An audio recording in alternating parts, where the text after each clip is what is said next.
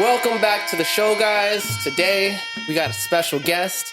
This man is dedicated his entire life to fighting, like quite literally, and he's still young. It's pretty crazy. He started started training at the age of, I believe, like 12 or something. Yeah, 12 years old. And you're about, what, 28 now? No, I'm 30. Oh, you're I turned 30 just this month, man. Shit. Turned 30, bro. Yeah, I'm 32, so I'm 33. Oh, 33, dog. Yeah. But yeah, he's dedicated his entire life to fighting. You know, he came all the way from Mexico, came out here to America literally to just live the life of a fighter, chase his dreams. He trains over at Team Oyama. He's currently defending his belt for Fury FC for in the flyweight division. Up next. Up next? Up next. Oh, okay. I'm sorry. Up next. Oh, okay. I don't know why did I put Fury FC? My bad. Up next, which is pretty cool because I like that promotion. So even better, you know. But he's defending his belt for up next in the flyweight division. He's currently on track to more than likely be in the UFC one day, honestly, from stuff I've seen. He's got an official record of 8-2, possibly 10-2. We could talk about that. Right now is 8-2 or what? No, right now the record is, I believe, 10-4. Oh, 10-4. Damn, dude. 10-4. I looked up your stats and that's what popped up. Sorry, man. Damn. That's the thing the thing is that like my name is like so weird and different. So like people like when you go through search my name, it's like 3 different profiles of Sherdog. Yeah. So that's why I have a lot of issues with that. Yeah. And I have to like fix it. Because my real name is Gianni Carlo Di Chiara Vázquez. But that's because like in Mexico, Latin America, you know, we put like the last name of your dad and the last name of your mom. So since I was having that problem, and plus I have 2 names, Gianni and Carlo, you know? So because I was having that issue, so I have to fix it. And the easy way to fix it here in America, I was just putting Gianni Vázquez. So people doesn't fuck it up. And that's why if you look to the record with my name, it's going to be like probably 3 profiles or like 2 profiles different. Yeah. But the good one is Gianni Vázquez. If you look up to me in topology, it's Gianni Vázquez and it's 10-4. Yeah. I wonder if I had the wrong Gianni then. Because I'm already in the wrong stats. I do apologize. Sorry. Bro, no, it's okay, dog. I have like one profile of myself on Sherdog has like a Chuck Norris picture. Oh, hell yeah, dude. Yeah, it's like, oh, shit. Can't complain with that, bro. Yeah. But anyways, welcome to the show, Gianni Vázquez, a.k.a. Kriptonita. Yeah, welcome to the show, dude. I apologize for fucking up that intro, dude, but it's all good. Nah, it's all good, man. Don't worry about it. Like, yeah. Thank you for having me here. It's a pleasure for me, and then I'm excited, you know, about to be here. Dude, I'm excited to see your fight, bro. I was watching some of your fights on YouTube like last night, trying to prepare for the interview, and I was like, damn, this dude's pretty technical, dude. Yeah, you know, I like to put on the show. I've been working, like you say, for a long time doing this, and then I really enjoy to fight, and then I really enjoy to like put on the show for the people, and then show that like I'm really like a material for the big show, like you mentioned it. You know, like I've been chasing this dream, and then we're here to like try to like get to the big show, get to the UFC, and then I'm more than ready to prove it one more time because I already proved it that I'm at that level, and then this September 28th. I will be ready to prove again that I'm at that level, and then hopefully, like after this win, we get the contract to the UFC. Yes, sir, dude. I want to talk about your next fight, but I think before we get to that, maybe let's take a step back, man. So you started training at 12 in Mexico, right? You started with boxing, I think. I started boxing at 12 years old. Yeah, and so what got you? Why at 12 were you like, I'm gonna go box? Like, basically, it's like it was like it was funny though, cause like my whole life, literally like my whole life. When I say my whole life, I just remember getting in the fights. And then like it's gonna sound like funny, or like some people sometimes doesn't even believe me, but like you know, growing in Mexico City is different than a lot of parts in the world, even a lot of parts in Mexico. And then I remember my first fight. It was at 3 years old when I was in kindergarten. You know, I remember I got jumped by like six, 7 kids, and then it was legit because my mom has to go to school. And then because they heard me, and then it was a fight, you know, but I was 3 years old. And then since then, like, you know, I was getting in the fights, and I was just like a little kid. And then I remember after that, 6 years old, I got again in another big fight that I remember. And then since then, every single time I was getting in the fights in the school. I was to be honest like pretty short. I was Yeah. like really short like kid, always like the first in line, in the school. So like they're always trying to pick him up on me, and then try to bully me, and then I always was getting into fights because of that. And then luckily, like I guess I have natural talent. They knew how to fight, and then like I was winning the fights on the street. But when I went to 12 years old, I went to like a kind of high school in Mexico, and then the first week of high school, I fought 3 times in the first week. First week, damn. And then one of my classmates, he was a boxer already, and then he was coming from like a family of boxers. His dad is like a world champions in the 80s. His mom was a like national champ boxer. Damn. His brother champion. So he was coming from like a family of boxers. And then he saw me one of those fights after school, and then he asked me if I knew how to fight, or why I knew I was like doing the right things, fighting in Yeah. the street. And I was like, just like a talent. And then he invited me to start boxing with him, and that's how I started. I Yeah. started boxing with that guy. So hands up to him, Mauricio Avalos, who was the first person to introduce myself to boxing, and then since then I never stopped. Shout out Maurice. Is it Maurice's name or Mauricio? Mauricio. My name's Maurice, bro. It's my full name, so that's funny. Yeah, Mauricio. Shout out Maurice, dude. From one Maurice to another Maurice. Do you still keep in contact with that guy? I see him. Like, cause right now, this is gonna be my 6th fight camp. Every fight camp I go Mexico City for like about 20 days to get some part of my fight camp up there. I always go there. Go with my old Muay Thai coach for my whole life, Mario Gonzalez, and then my boxing coach up there too. And then we go there, do training camp. So like, I go to the city. So once in a while, my homies, around the city, because now he play music. Now he make complete salsa change. music, and yeah, he's like he's just artist, He's Yeah, an yeah. artist guy. So like, but yeah, he lived close to my mom's house. So like, once in a while, I see him or I see his brother, and then we just talk about it. Doesn't train anymore? No, he doesn't train. I mean, sometimes he just go to the gym, and then just for fun, who goes trains a little bit, but like nothing serious anymore. Like he's a Golden Gloves in Mexico, but which it was good. But then like he never kind of like take his career as a pro boxer like really far, like his family. He was more like a artist people. Like he always was looking into like music, and then now he plays salsa, and he's like pretty good in salsa. Like he makes videos. He has like some music in Spotify and all the stuff. So like, yeah, maybe we can put his tag or something at the end of the video or something. Give a shout out to your homie. I saw on another a podcast you were doing, you talked about how your Muay Thai coach and your nutritionist are kind of like a father figure to you, right? And you spoke about how you still go back and you see them. I think for one, I think it's cool that you still like show love to the people that like got you started, and you still bring that back there. But can you maybe get into like why you see them as such a like why you regard them so highly? It's simple. Like, first of all, my nutrition coach, Luis Hernandez, he's like, I know him since I'm like 11. And then he started doing my diet since I'm 12.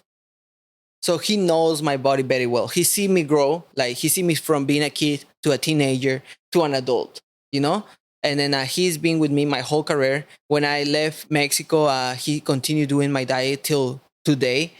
We talk like almost every day on the phone, and then he sent me my every day? diet, Wow. and then he always treat me like a son, Hmm. And then when you grow up with people that they care about you, and they do the best for you, and they like push you to do the right things, it became family.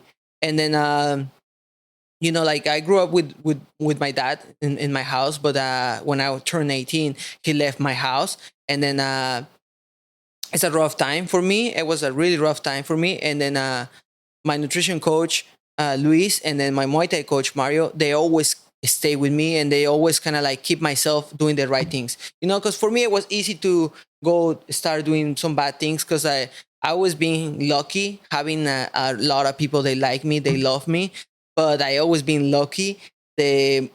a lot of those people, they don't do the right things. It's funny though, because I know a lot of people, they don't do the right things, but they're good people, you know, like Yeah. they don't do Just make bad anything. decisions. They don't do anything like that is like legal, but they're good people though. Yeah. They just like grew up and then born in like the wrong environment, and they don't knew anything else to do.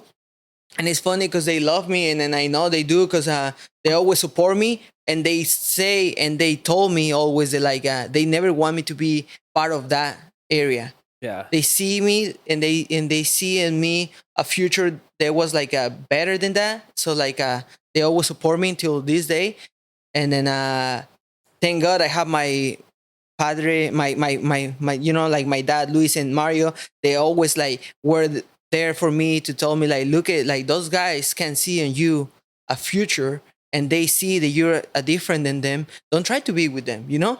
I know they like you, they're your homies, but you're in a different path, and it's not wrong, you know. It's nothing wrong with that.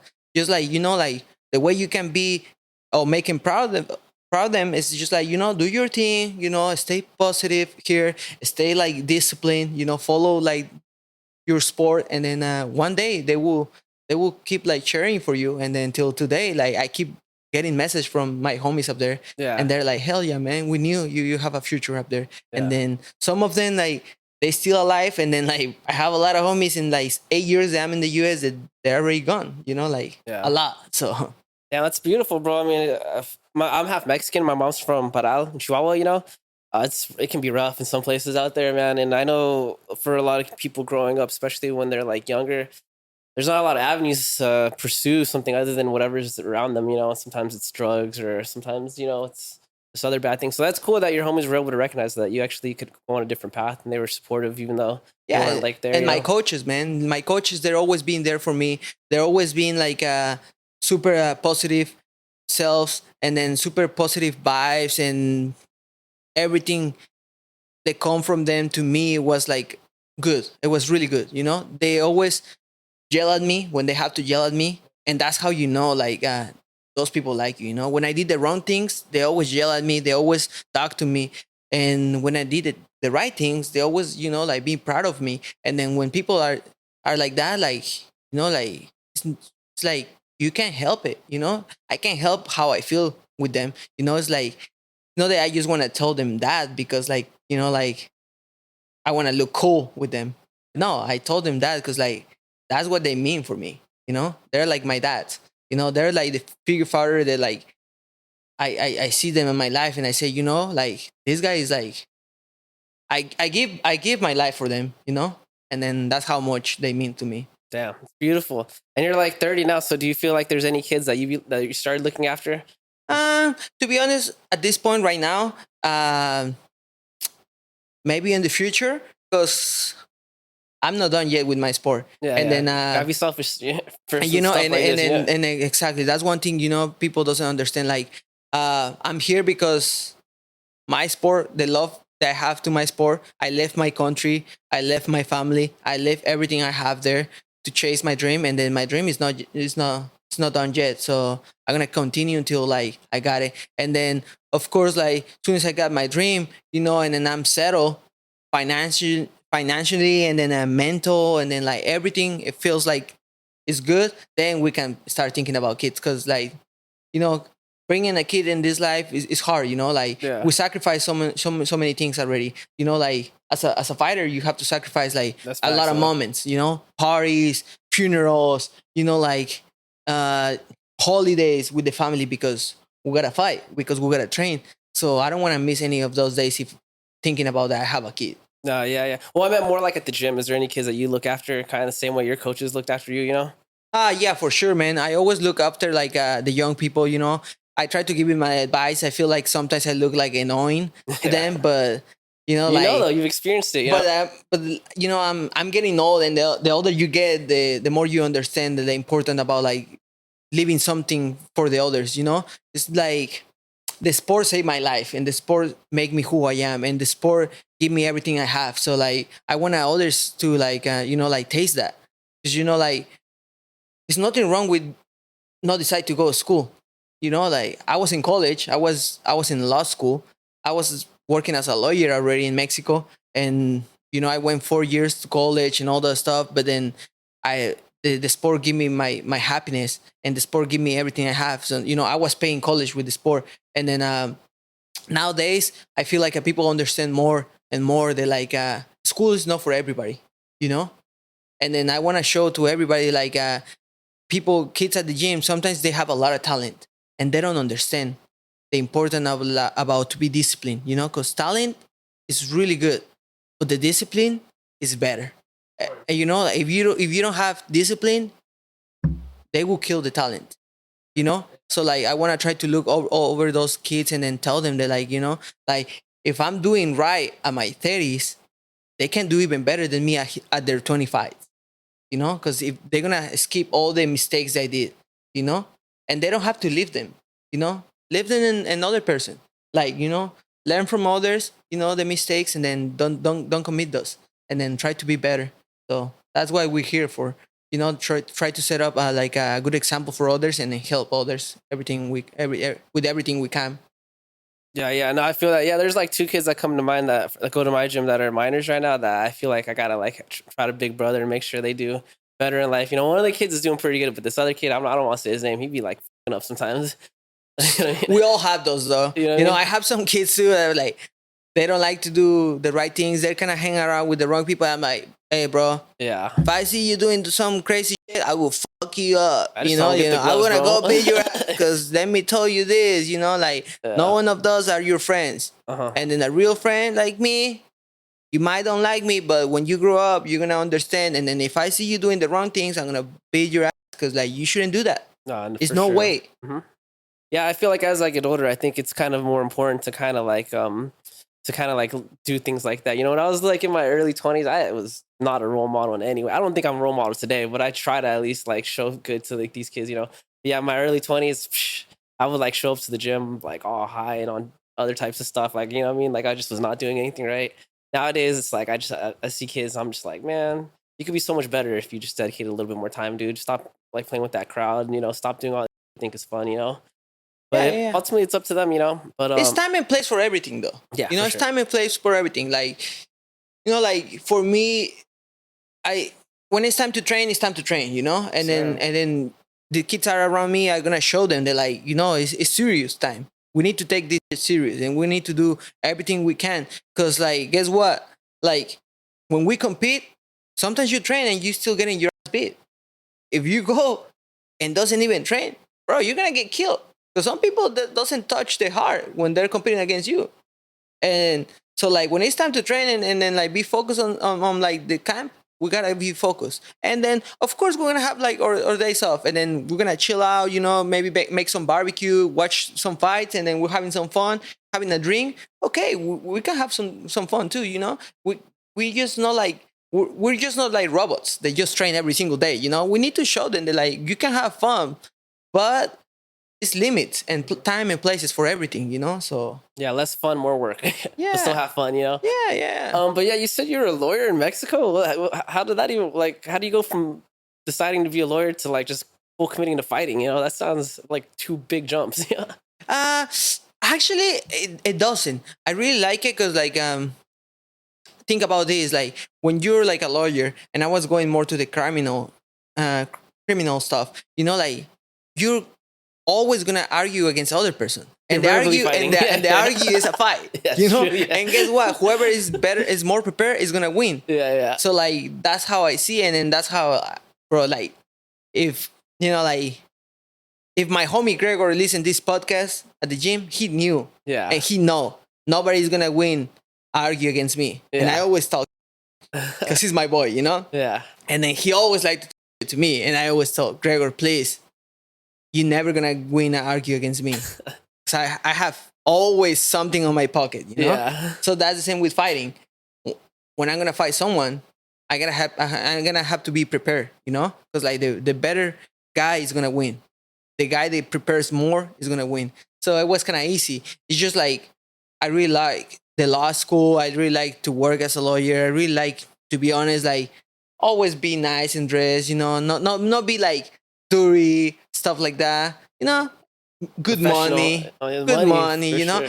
And I was like young, and I was thinking about dumb things, up there, because like it's easy ways to make money in Mexico if you're a lawyer and then Yeah. stuff like that, But Little side gig work. yeah, right? so right now I'm not like I was like, okay, thank God I didn't do that, because like Yeah. I choose the sport. But yeah, man, now the sport is what it give me everything I have, and then everything I do and everything I am. So I'm happy that I choose the sport. Yeah. How did your mom feel? Was she? She love it, man. Yeah? She love it. Supportive? Like my mom always like she understand that like this is what like make me be a good man on her eyes. I'm a good man for my mom.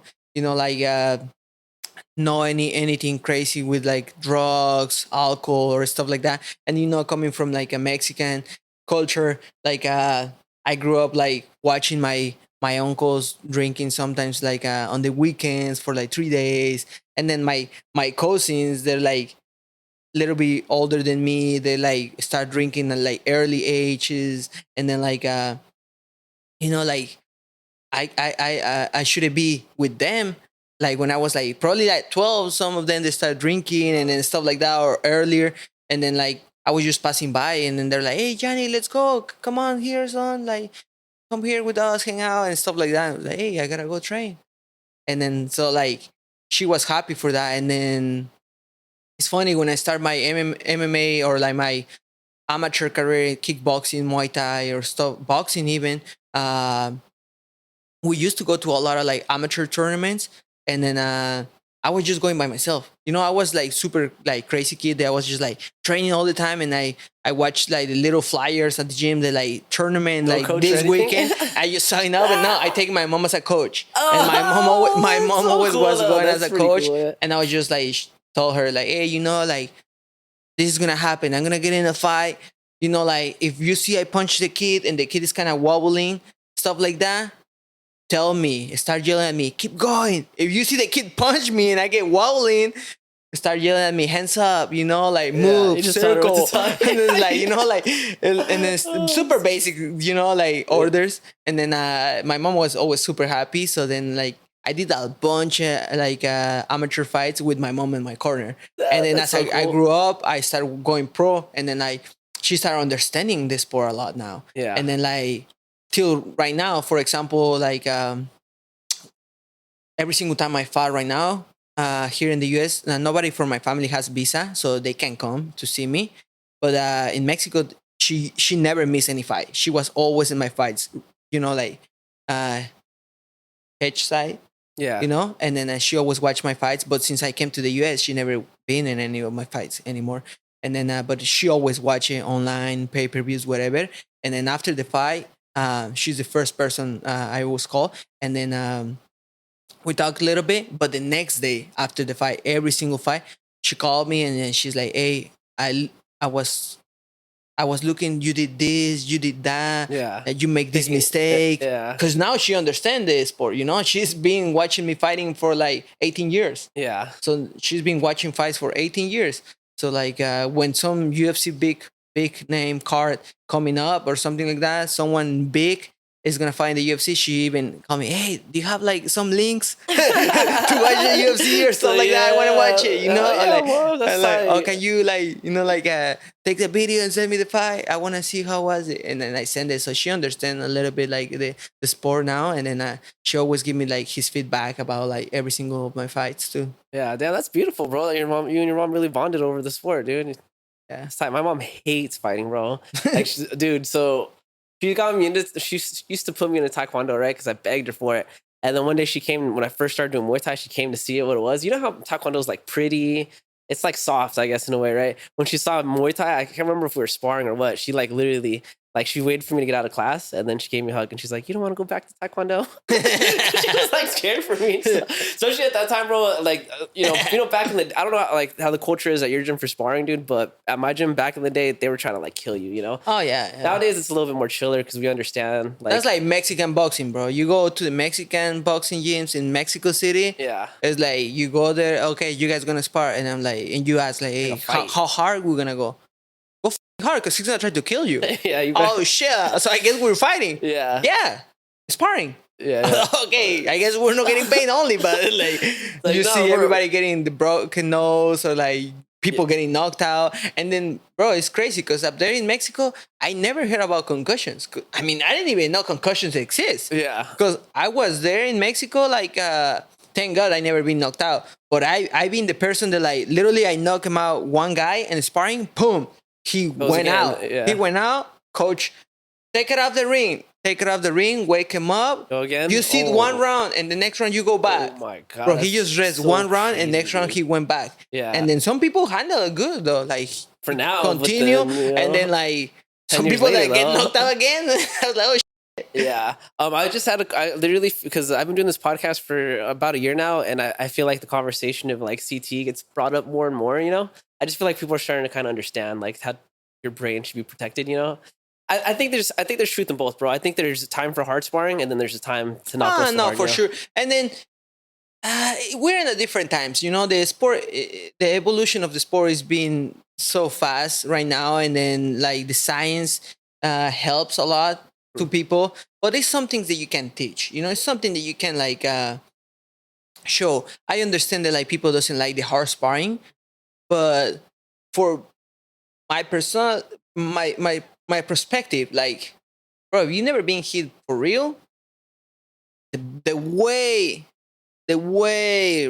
like you're gonna learn a fight, I don't think it's right. You know, like you never been hit real for in your life once, and then you're expecting to learn that the day you're gonna fight. Yeah, That's bad though. No, I agree. That's bad. I like hard sport. I think it's fun, but now that I'm older, like I said, I just understand that if you're not in camp, you know, or your friend's not in camp, then you shouldn't just be like, oh, it's Monday. Let's try to knock each other out today. You know what I mean? I mean, that's my perspective though. Everyone's different. I can't tell anyone how to train or how to do their things.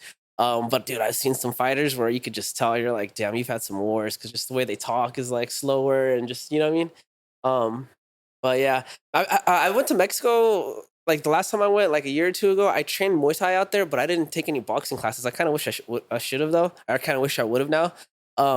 But I did notice that there wasn't a lot of Muay Thai gyms out there. I don't know if Mexico City was different. I was in Chihuahua. Yeah, probably. I have a couple teammates in Chihuahua. Actually, one of them is fighting today. Roberto Romero. Good luck to my homie Roberto Romero. He's gonna kill Roberto. it today. Combate Global in Miami. He's the main event. Mhm. Killer dog. That promotion's getting big, dude. And Robert, bro, Robert is a killer. The Mexican Terminator. Just go forward. Everything he throws is power, and nothing hurts him. Doesn't get tired, bro. That's a nightmare. That guy is like literally the Mexican Terminator. So today he's gonna get his hand raised, and then for sure we have Fernando Padilla. You know, in the UFC. Like we have two people from Chihuahua, but it's funny because Yair Rodriguez too. Paral, yeah, Jair was coming from like a Taekwondo base. Taekwondo, yeah. Fernando's like a Jiu-Jitsu base in Chihuahua, and then Robert is like a Lima Lama, which is like I a don't think I know different type of sport. It's kind of like, I don't know, man. To be honest, I don't want to be wrong, but they do a lot of like kicks and punches. They throw knees. It's like a sanda type of stuff. Like the Chinese thing, right? It's kind of some type of stuff like that. Because Robert has like really good kicks. They throw like up kicks, side kicks, and then like really good round kicks. But then he has a really good hands too, though. So like, but yeah, I know he has like a Kempo or something. Kempo is the Japanese thing. Isn't that the thing where the throws, right? I think Lima Lama. He's like Lima Lama thing. He's a Lima Lama guy. I never heard of that sport, bro. I'm gonna go look into that yeah. after you leave, dude. But yeah, Mexico City, bro, we have so much boxing. Yeah, so much boxing. Yeah, I've seen some documentaries on some of the boxing gyms out there. I'm trying to remember. Have you seen Fighting or something on Netflix? Fight World? I don't think so. I'll send it to you. It's a good documentary. It's this actor. He just goes to different countries and he tries their fighting style. But I think the first episode, is boxing, and he goes to Mexico. I think so. He went to actually to Tepito. Yeah, to do boxing in Tepito. Yeah. It's a good documentary. Yeah. I watched that one. Yeah. Yeah. Maybe next time I go out to Mexico, though, I'll try a boxing gym. My hands suck, bro. I'm all kicks. I told you I started with Taekwondo before Muay Thai, but that's probably why I should go do it. Gotta improve. All right, man. So, you got your nickname Kriptonita, right? Because you beat 4 guys that are undefeated. Has that gone? Have you beat more guys that are undefeated since then? Yeah, I've been beating a lot of undefeated people actually, uh, or people that like probably weren't undefeated at that time anymore, but they look like super like Superman. yeah, like it was like one guy that I remember it was like my third professional MMA fight, and he was like, bro, really experienced in the sport, really experienced Olympic boxer, Hmm. you know, like a lot of experience in MMA. He only has like two losses in that time, one in Brazil, which was a big thing for a Mexican, like go to Brazil and jungle fight, and then like he fought in jungle fight, and then he got a loss up there, and then one fight against like a really OG like legend in Mexico. So I was just a kid. I was just 19. Mhm. And then, but I was crazy, you know, and I was always down to fight whoever. So like the promoter is like, hey, nobody wants to fight this guy, Gianni. I'm like, how much are you paying him? I'm like, because I want the same, you know.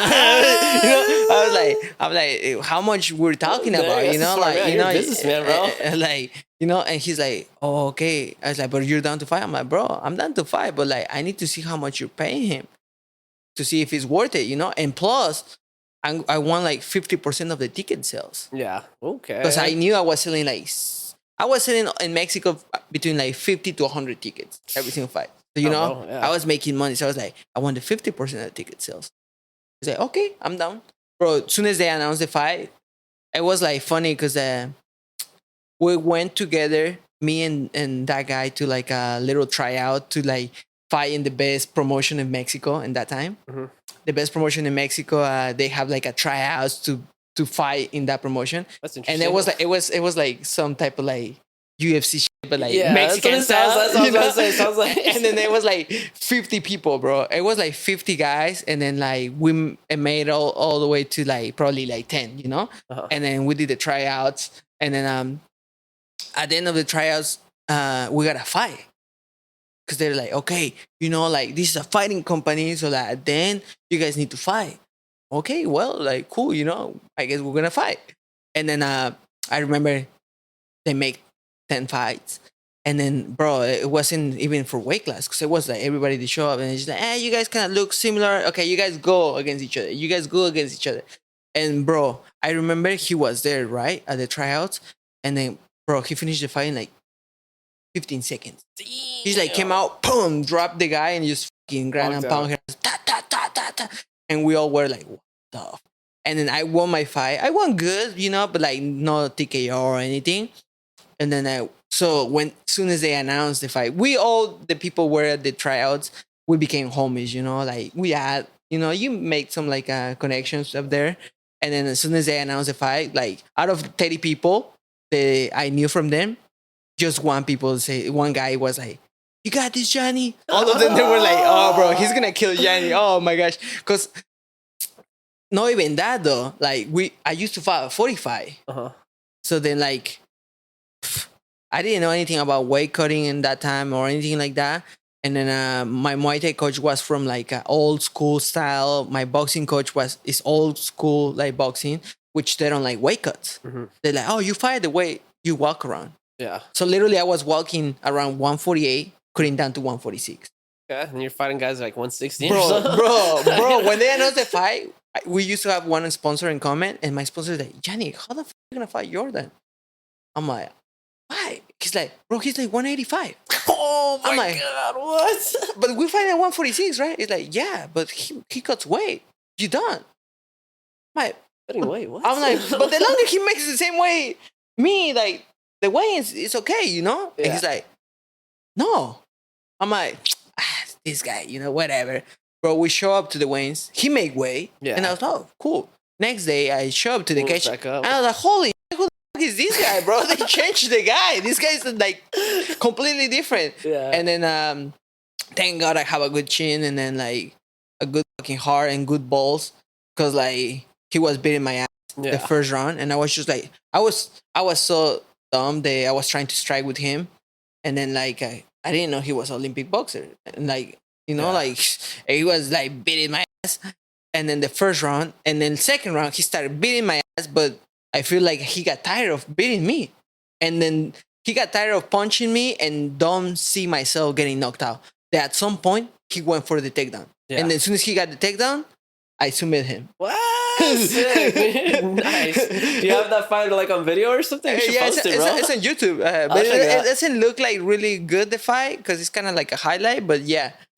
But I was like, oh my gosh, wow. Bro! I was like covered in blood. Like literally, I take a shower in blood. He broke my nose. I dislocate my finger, my mouth, all like the one little like one eye's closed. Like I got like 9 stitches in my head because he cut me with the elbow, and then bro, like it was like literally I was showering in blood, and then the guy didn't have anything in his face, but I submit him with like a triangle armbar. I got it in a triangle and I finished him with the armbar under my armpit. Now that's crazy, bro. That's like a movie, dude. Yeah, it was one of the best moments like for me fighting, because I was like, oh shit, okay, because I knew when he take me down and he started ground and pound me with the elbows, I knew that like I was at some point that was like, okay, if I don't do nothing in 5 seconds, my coach, my Muay Thai coach, he like me like his son. He's gonna stop it because he don't want to see me doing this. Yeah, that's good coach though. You know, so it's like he's gonna stop it. And then literally, like, bro, it was literally like after that fight, I was like 4-0 or 3-0, 4-0, like I guess, and MMA, and I have like 3-0 as a Muay Thai kickboxing professional. Mm-hmm. I remember I came back Monday to the gym all like up. You know, and my Muay Thai coach is like, hey, Gianni, I want to talk to you. I'm like, hey, I want to talk to you too. And in my head, I was thinking about like, we need to do a wake up because like this shit is, or we need to like put some muscle or something, you know? Like I was thinking in my head that, you know? And he's like, hey, you know, like, I'm really proud of you. You showed so much heart, blah, blah, blah. It's like, you're 7-0 now. You don't need to prove nothing to anybody. It's like, if you want to retire, I will understand that. I'm like, retire? I want to fight again, like the next show. But like, I was thinking about, putting some muscle mass or something. He's like, are you, what? He's like, you want to keep fighting? I'm like, yeah.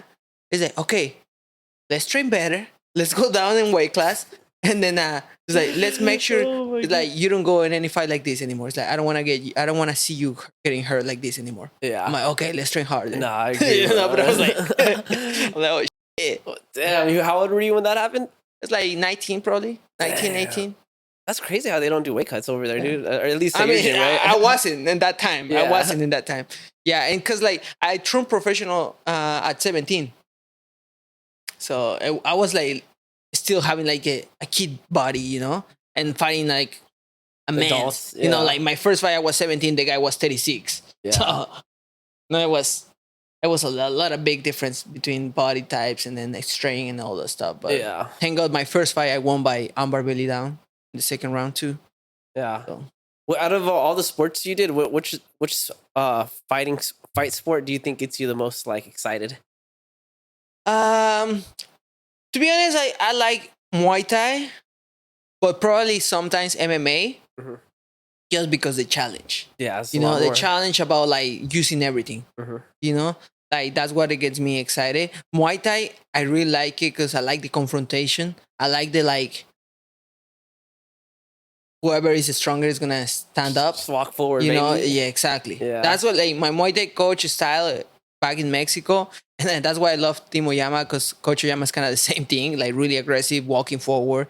So my Muay Thai coach in Mexico was like, we train hard, we like do everything we can during camp. So when the time to the fight comes, we're just gonna go up there and see who breaks first. Yeah. Because I already know how much you can take. Let's know how much the guy can take. Yeah. So it's like we're just gonna go down, chin down, hands up, squeeze the mouthpiece, and let's swing. Yes, sir, bro. Whoever goes down first, let's see it. That's why I love Muay Thai, dude. Like every time I put on a Muay Thai like fight on the TV, or if I go to an event, it's like, man, it just gets me so hyped, dude. I'm just watching just people just stand in front of each other and bang it out, dude.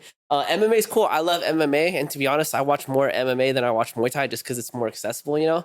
But then some fights, you're just like, sometimes just nothing happens, you know. Yeah, like that's why, like, for me, sometimes, like, I don't watch a lot of fights, to be honest, because, like, I only watch when I'm interested in, like, study somebody, or, like, I really always keep up with the weight class I am. Yeah, you know, like, when it's someone, like, it's some big fight in my weight class, even the smaller fights in my weight class, I watch it just to, like, analyze and, like, see, like, where I am, and then how was the fight. So okay, Smart, this dude. guy's pretty good.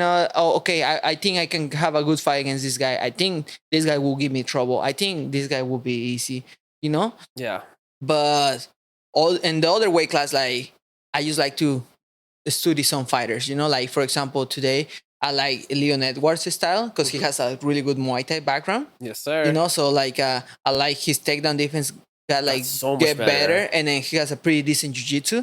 So I like to see that guy for sure. Like we have like Tom Aspinall in the heavyweight division too, which I really like it because he's like really fluid in the stand-up. But he's a guy that's been doing jiu-jitsu since like 7 years old. So like I want to see how he deals with the wrestling. You know? He's a funny guy too, dude. Aspinall, he's got a good personality, bro. Yeah, so it's always good to see like I really like to see always the confrontation between wrestling and jiu-jitsu. Yeah, me too. No, for sure. This is a good fight too. Edwards and Belil is a good match like that, because Belil obviously, what he's gonna do. He's gonna try to take him down. I like that too, dude. Just don't get me wrong. Like I respect the ground sports and stuff, but it's like I just love the striking sports, bro. Oh yeah, no. Back in the day, like I want to say in like the early 2000s, how YouTube was just full of like karate versus boxing or something. When I was in high school, I was glued to those videos, dude. That was the thing, though. Yeah. Yeah, I wish they brought more of those back because I remember. I used to watch all those type of fights. I used to watch little bit crazy, but I used to watch felony fights. Oh yeah, bro. God damn, yeah, we're like the same age almost, bro. So. Bro, that thing was like I watched all those things hiding on my room, like because it was when the first like computer came out. I remember, and then like we have one just because my grandpa used to work for like one of like what do you call that company?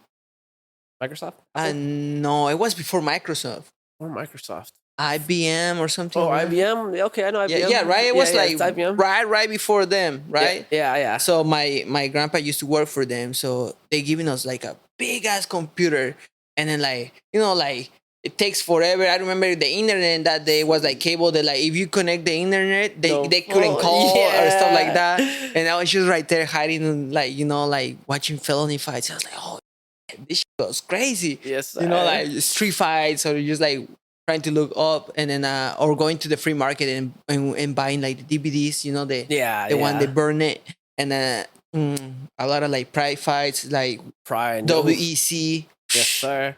I still to this day will rewatch that fight with it's titled on YouTube like the fight that changed Muay Thai forever or something. It was like the first televised Muay Thai fight. It was like this guy named Kang. He fought Rick Rufus. I don't know if you ever seen that one. No. Oh, dude, I'll send it to you. It was I think WCK hosted it. I think it was their event.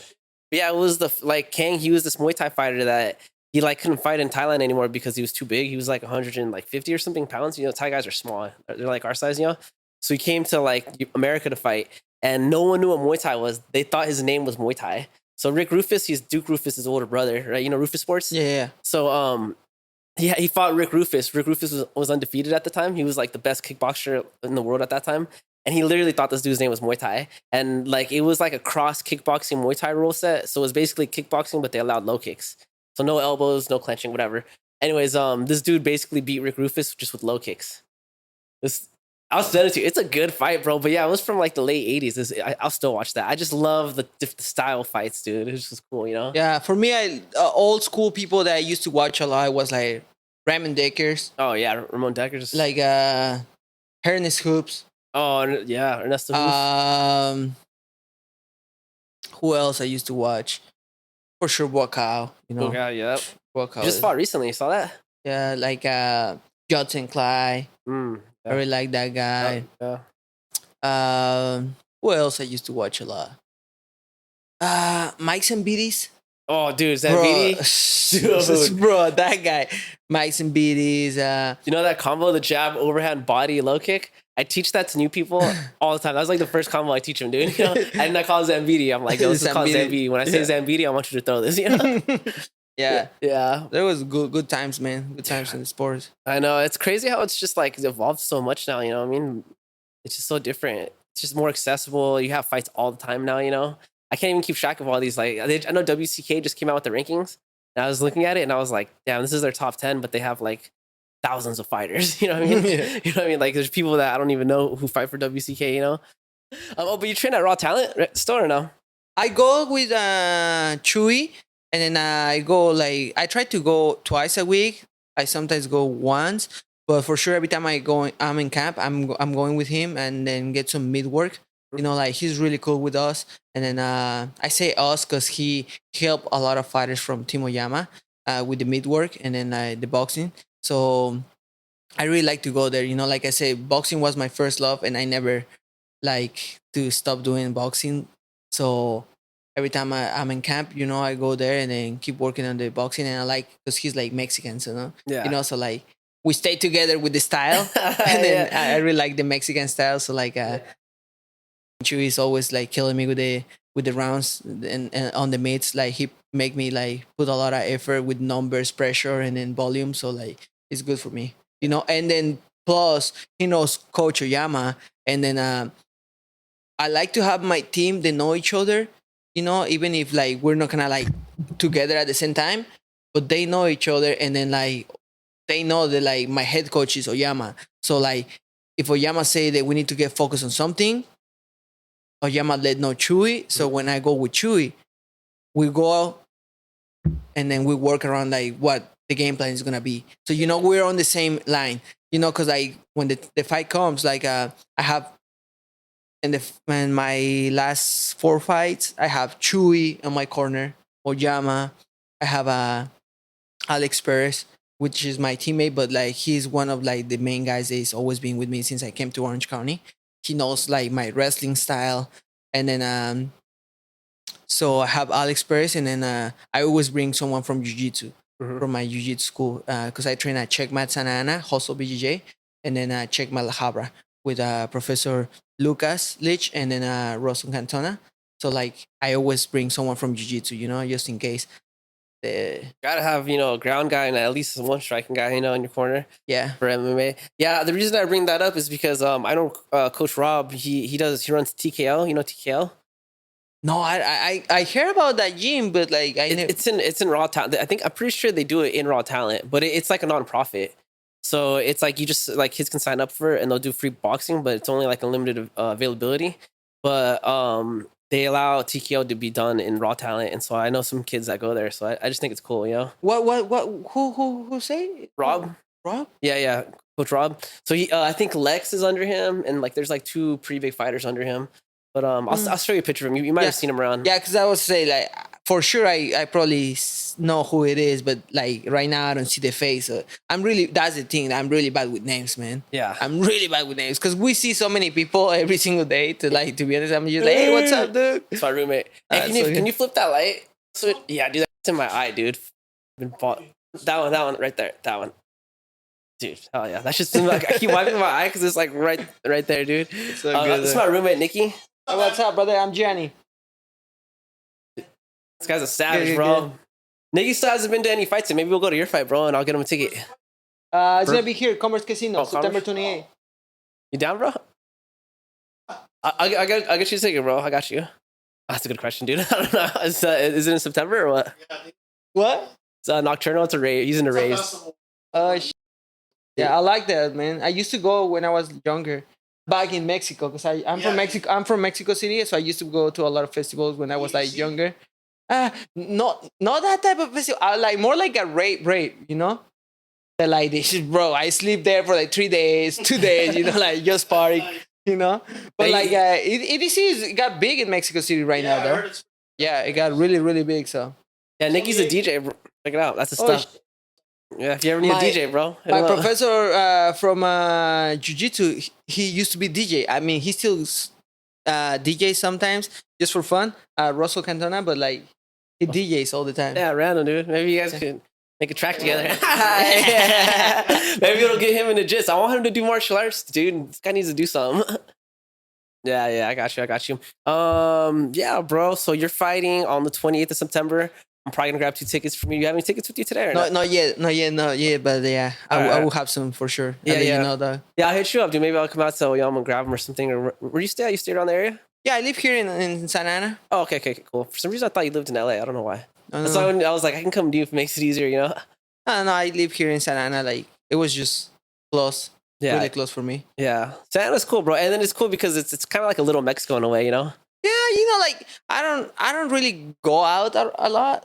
oh, I'm not like, I'm always like here, like doing my thing, you know, like teach some classes, training, eating, chilling. That's it. Yeah. You know, like I'm really focused on my stuff, and then like I don't really go out. And then the part of Santa Ana I live is kind of like really, really chill. Yeah. I really like. I don't see anything crazy. I Dude, mean, there's some bad parts in Santa 'cause Ana, bro. that's what people say, but like, bro, I never been any, I never watch anything crazy. You know, the craziest thing I ever see or I ever heard is that, like, one time one of like you know, the homeless guy, he was probably on drugs, and then like he tried to chase one of my jiu-jitsu teammates with like a glass bottle. You know, Ooh. that's a crazy thing. Yeah. Like with her, but like my jiu-jitsu teammate, he's like a world champion. Yeah. You know, and he's like really good, Dory, and then but Dory was just running, you know, until the guy get tired. Because he was just like, you know. But that's like the craziest thing ever I see, you know, like, and then other than that, like I feel like pretty much everybody like around my place, like they know me, you know, even the homeless are like, if they know me, what's up, homie? Hey, what's up? You know, like. Dude, yeah, I mean that's the thing. That's the thing about just I guess California in general. Like, you'll get some crazy homeless, but then a lot of them are just people that just don't want to work. You know, You know, like it's kind of a half and half actually, because I've met some pretty crazy homeless people. I never see anything crazy, to be honest. Dog. Like never. The more crazy homeless person I see probably was like one in Las Vegas. Yeah, There they was like forget that, getting naked, like right there at the street and everything. I was like, oh, like, what's going on over here? You know, but like, yeah. Well, Mexico City too. They have some pretty crazy homeless people too, dude. Sometimes. no, that's the thing though. We don't have like a lot of homeless up there. No, really. No. I went there once and I seen some. That was a long time ago though. I haven't been out that way in a long It's time. like weird because like we have some, but it's Not like like this? but it's the locals. You know, like it's the local one that, like, you know, like Yeah. if you live, for example, in Santa Ana, Uh-huh. you have the two homeless. Yeah. Everybody knows, you know, Yeah. and then everybody's like aware of them. It's like, hey, that's a homeless. He's coming, you know, and then you see the guy. And, oh, everybody knows who is that guy. Yeah. You know, but like we don't have homeless, and I think it's just part of the culture. I was talking to one of That's a good my point. friend the other day, Ricky Simon, because he lives in Washington, in Vancouver, and then he lives where he lives. Yeah, he lives in like Washington, like, you know, borderline with like Portland. Mhm. He lives right there, and it's like, I guess, a lot of homeless in Portland. Yeah. Because he trained at ITTT, and then comes here to Oyama with us. So sometimes I go up there, and then I was watching a lot of homeless, and then he went with me to Mexico City one time, and then it's like, oh, it's crazy. I didn't watch homeless up there really. I'm like, yeah, we don't. I'm like, and I think it's because the culture, you know, because like the Mexican culture is like really about the family. So like, doesn't matter how up you are, the family, we're not gonna let you down. Yeah. Like, we'd rather like you be all drugged up and die on our house than like kick you out and then like see you diving on the street. You know, it's just a culture thing, you know, and it's different, and it has the good and the bad things about everything, you know, because then for sure, like because of that, we have a lot of people that like, you know, like their parents that are getting beat up by the drug guy. Yeah. You know, they're his son and he's in drugs, and then they always beat the parents because the parents didn't want to kick him out or stuff like that. But at the same time, we have some people that they, you know, that like they go to rehab, and then, you know, they go back to a life, like living normal, you know. That's a good point too, because in America we're very individualist. Like, we're kind of like left to do our own once we get to a certain age. I think too, the other thing too is when you have like a child that's on drugs, or like an adult child, I think a lot of parents want to push them out so they don't like bring that to the other kids, or to, you know what I mean, versus wanting like to try to fix them and risk having the other child get into drugs and stuff. It's an interesting I guess dichotomy, you know. I don't know. I think if I had a child and he was on drugs, I don't know if I would kick him out, but I'd probably beat the shit out of him every day. You know? I beat the drugs out of him, bro. It's yeah, like I say, it has his good and bad things, you know. And then, like, for me, of course, like when I came from Mexico here, I learned a lot about like different stuff, you know, like about life, I guess. And then like I learned the culture of the America, about the US, you know. And then I see a lot of really good things, and then that's why I see like you guys progress a lot in different ways, you know. But then I see a lot of stuff that like for example, like on more like specifically like on the family stuff, you know, they like, I see here some kids, they get to some age and they leave and they go to move to other state, and then like I have some friends and then I meet some people, they like they don't see their parents in like years, you know, like I don't see my parents in like 5 years. I'm Yeah. like, how come? Just because, you Just know. living, yeah. And then like, and then as a like Mexican or Latin American people, like it's hard for us to be like too far from the family, you know. Yeah. That's why like when I came here, it was like, you know, I sacrificed a lot because I left my family. But for me, I knew and I know till today where I want to be. They like, it's okay. I would take one for the team, Yeah. you know. But we're gonna get there, and when we get there, they all come with me, you know, because like that's how I see it, you know. Like all those people, they've been supporting me during my career, and during my whole life. You know, like I never forget anything about it. I never gonna forget nobody that like is being there with me. So like when we make it to the big, and then we make it to the top, they all come with me. Yeah. You know? So. No, that's a good point, bro. And I'm kind of guilty of that too. I'm half Vietnamese and half Mexican, and Vietnam's the same, very close knit family. But I know I have a hard time like keeping up with my family. My parents, even my mom did yesterday. I saw her for the first time in a while, and she was all kind of sad, dude. You know, she literally told me, she told my sister she was disappointed because she's been reaching out to me, and I haven't like she wanted me to have like dinner plans, and I keep telling her I'm busy. You know, but yeah, it's hard. I think for me though, it's because it's like, man, it's so expensive out here. I'm always working, trying to make money, pay bills, you know. So I got to sacrifice like time with like my loved ones, you know. Yeah, and that's another thing people that's another thing that like people doesn't understand, you know, like the the cost of living here is like is expensive, Yeah, you know. And then I understand that part when like I see some people is like, but like, man, how, like we're gonna spend some time if like I gotta work this and this and this because I have to pay this and this, you know. So like it's hard for you to make time to spend with your family, or with the people you love, like when you have to work so much, you know. Yeah. By the time I have like some like, when I have some time free, I'm already tired. yeah, So like, you know, I was like, probably I don't want to go dinner because you know what, I want to rest Sit down. because I'm thinking about tomorrow. I have to wake up at this time because I have Yeah. to work again. You know, so it's kind of hard, but like, you know, like I said, it's good and bads and everything. And then that's how it is, life. You know, here, Mexico, Asia, like Europe, and all the world is gonna be the same. You know, you just Yeah. gotta go with the flow, and then, you know, try to be happy. yeah, yeah. Find your happiness, man. Whatever it is, as long as it's not hurting anyone.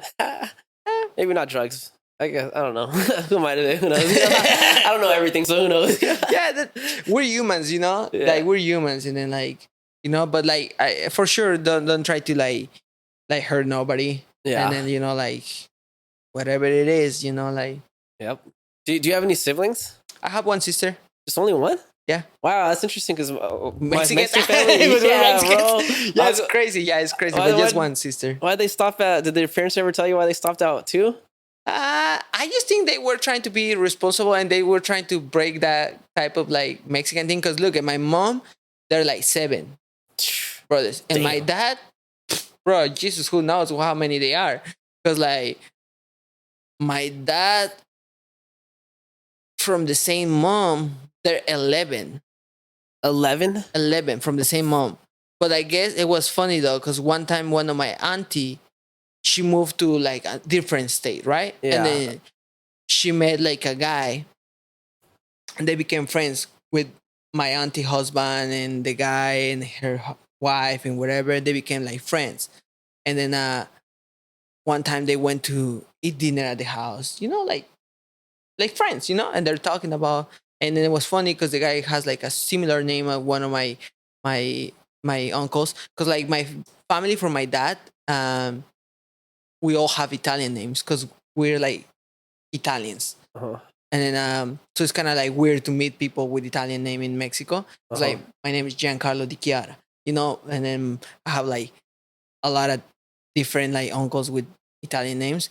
So they're talking, and I guess they find out a picture like of the guy with their family, her dad and her brothers, like that. And then my auntie was like, "Oh, who is this guy?" And the guy's like, "That's my dad." And my auntie was like, "That's my dad too." and I guess like, "Oh shit."